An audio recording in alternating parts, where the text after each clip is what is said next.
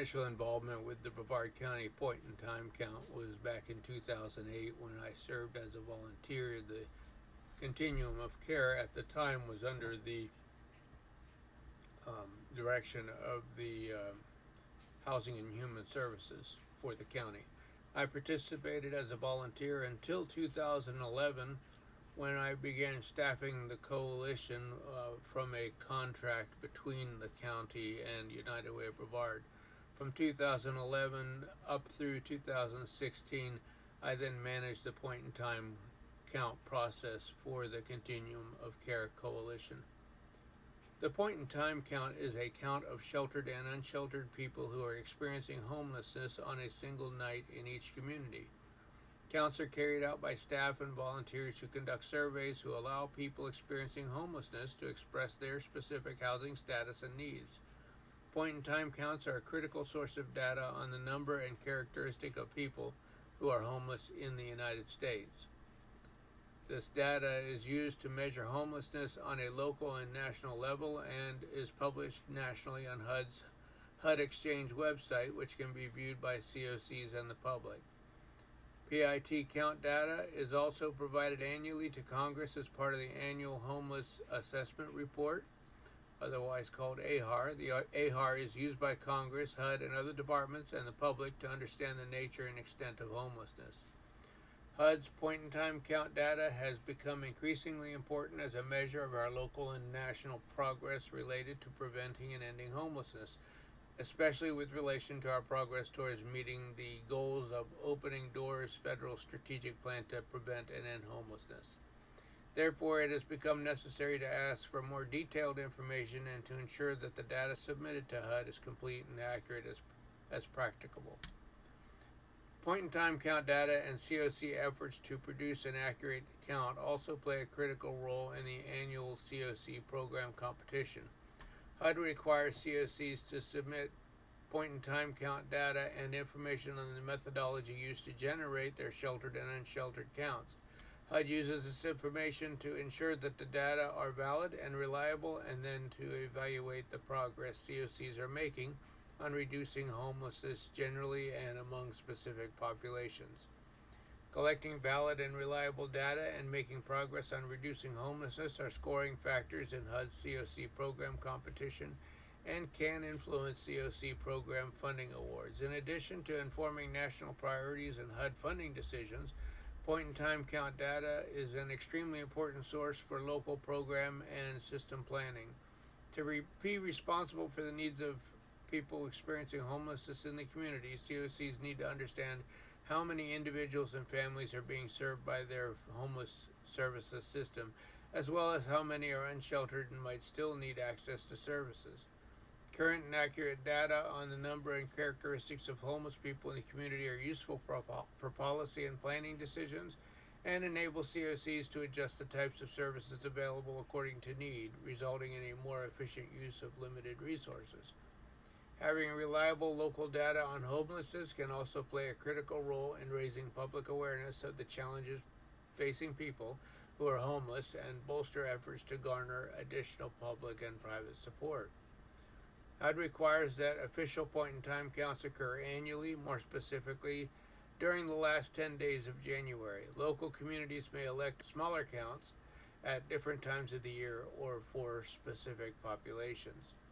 The U.S. Department of Housing and Urban Development, otherwise known as HUD, requires all continuum of care organizations throughout the United States to conduct a point-in-time count. The Brevard Continuum of Care, also known now as the Brevard Homeless Coalition, is responsible for the point-in-time count in the county. In the past, they collaborated with 211 Brevard, who served as the Homeless Management Information System lead. The Brevard Homeless Coalition now serves as the lead for HMIS as well. The Brevard Homeless Coalition coordinates the annual point-in-time count with local service providers and volunteers throughout the Continuum of Care network. It's important that organizations and partners in an area work together to complete the count. It is vital that every county is engaged in the point-in-time count so that the COC establishes the most accurate point-in-time count it can.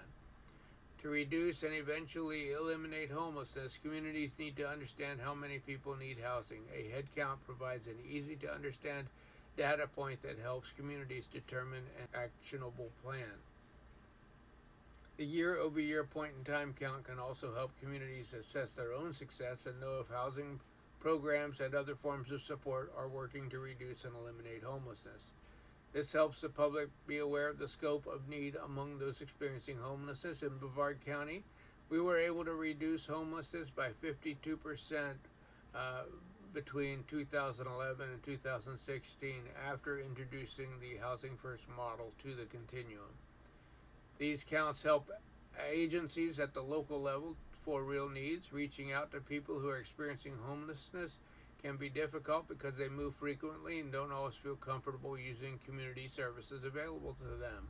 Physically counting people in shelters and through street level surveying is a vital way to understand the scope of work a community needs to house everyone. Our Performance Measures Committee met regularly to update priorities based on the results of each count. Point-in-time counts demonstrate real needs to funding entities like HUD and other agencies because they make funding decisions based on that data. For example, during the annual COC consolidated application, this information is used by HUD to determine how much funding the COC needs to address homelessness in their area.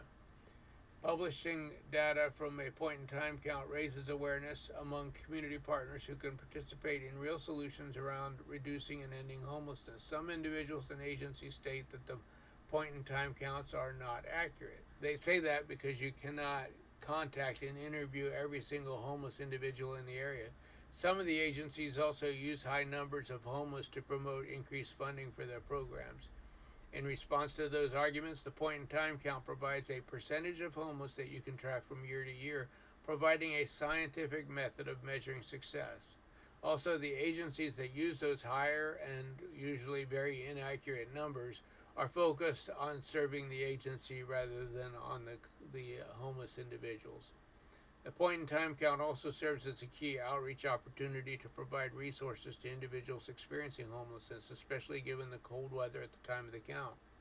The COC consolidated application is an annual funding application that is submitted as a single application with project-level priority listing for COC funding during the COC program competition. In Brevard County, what we did was we created gift bags with essentials like bus passes, socks, underwear, soap, etc., to hand out to the homeless individuals who are willing to complete the interview. Point-in-time counts are conducted in January. The data is submitted to HUD in May, and the results are published in July or August. Brevard County Homeless Coalition plans the count over many months and determines the methodology on conducting the count, including who's included in the count, how many agencies or what agencies participate, and how to engage and prepare the community in the count. The plan is then accepted by the continuum of care. Documenting sheltered people primarily involves pulling data from individual shelters on a single night. This data is pulled from HMIS as well as through volunteers conducting the survey with clients. Documenting unsheltered people requires street-level contact from a group of trained volunteers who can treat people experiencing homelessness with dignity and respect and who can explain the project quickly and concisely. This count requires volunteers to canvass the streets and known camps and other congregating places in a community.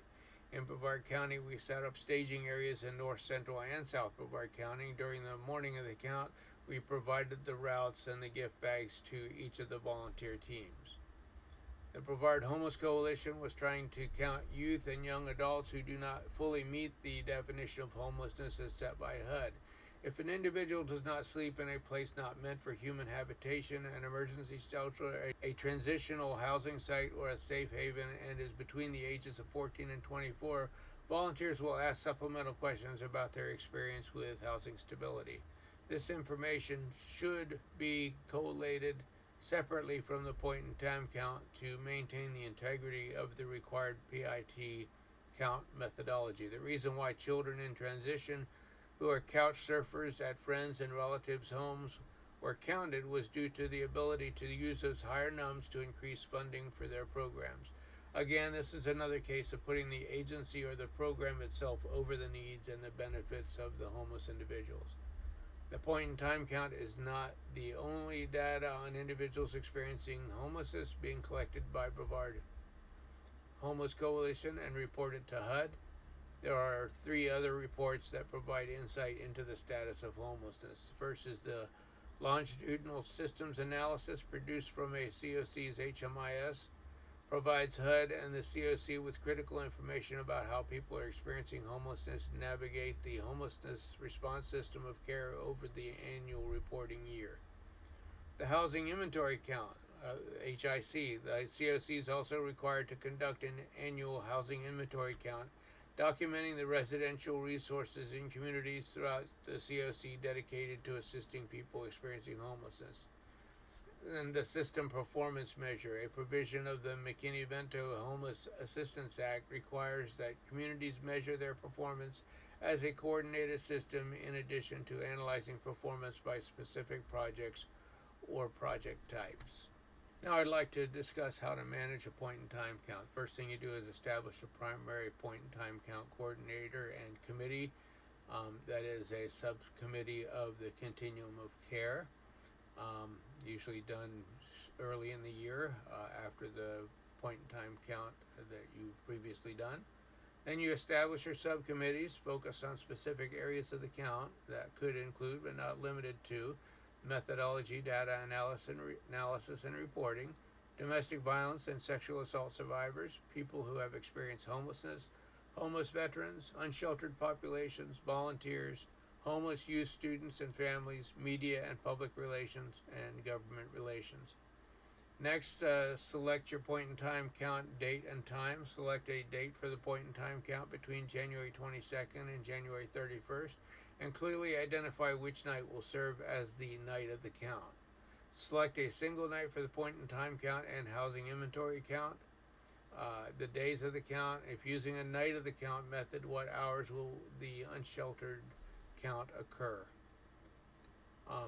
In terms of the night of the count, since it's end of January in Florida, in Brevard County, Florida, end of January or sometime in January, use of the coldest nights of the years. So as a result of that, sometimes the count falls on what we call a cold night, when the cold night shelters are open, and that makes it much easier to connect with and interview homeless individuals. So the fourth thing is determine your methodology. Review HUD guidance to determine the most appropriate methods for conducting your shelter and unsheltered counts in the COC. Final point-in-time count methodology must be approved by the COC in accordance to their governance charter. And considerations, you may want to define and describe the geographic area that the COC covers. In Brevard County, it was the county. Identify which consolidated plan jurisdictions fall within the COC's geographic area. Identify specific geographic areas that must be included in the point-in-time count: cities, towns, counties, districts, neighborhoods. Assess the number of resources available in the COC to count and survey all unsheltered people on the night of the count. Examine data from the Homeless Management Information System participating projects to determine if coverage, completeness are sufficient for deriving the sheltered point-in-time count. Use more of the following approaches: complete census count, random sample and extrapolation, non-random sample and extrapolation, combination approach. Night of the count, beneficial, like I said, when we have cold night shelters. Complete the coverage count, known locations for the count, random samples of areas counted, service-based count, combination approach. Fifth, the COC board approves the point-in-time count data and methodological approach. Number 6, review the HIC and PIT count annual notice. 7, identify and confirm all shelter count locations. Create a list of emergency shelters, safe havens, and transitional housing projects in the COC as identified in the previous housing inventory count. Add any new projects that were not included in the previous year's HIC. Determine which shelter count locations will use HMIS for their shelter count and which will use paper surveys. Number Number 8, identify and confirm unsheltered count locations. Identify and map the specific geographic areas to be included in the unsheltered count based on the unsheltered methodology. That is by name, list of places, street intersections, bridges, abandoned buildings, campsites, etc. Then is the point in time count planning worksheet. Identify and list the geographic areas to be excluded from the unsheltered count if applicable.